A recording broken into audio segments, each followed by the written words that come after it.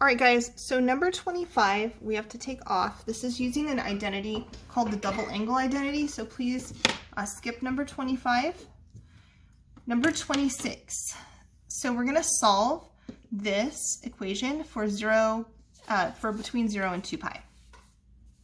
So number 26, let me just double check you can see where I'm writing. Yes. We're solving square root 3 times secant x minus 2 equals 0, and this has to be between 0 and 2 pi. So what that means is between 0 pi and 2 pi, so on one rotation. So if we were to get a value that was over that, we would either have to subtract pi or add pi, depending. All right, so first I would add 2. So I get square root 3 times secant x equals 2.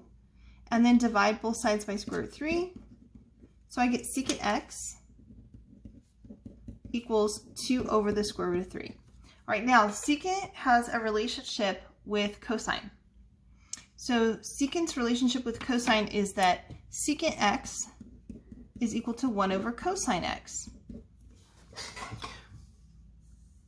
All right, so that means that if cosine x is adjacent over hypotenuse, secant x is hypotenuse over adjacent.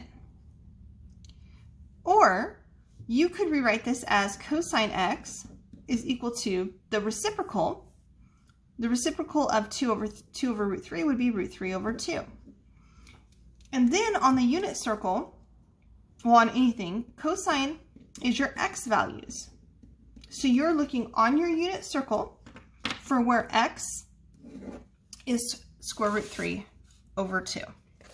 So on the unit circle, x is square root 3 over 2 at 30 degrees, which is pi over 6. And it's square root 3 over 2, and I know it's negative here, so that's not correct. It's also negative here, but over here, back at 330 degrees, it's also square root 3 over 2, which is 11 pi over 6. So let's take a look. That would be D.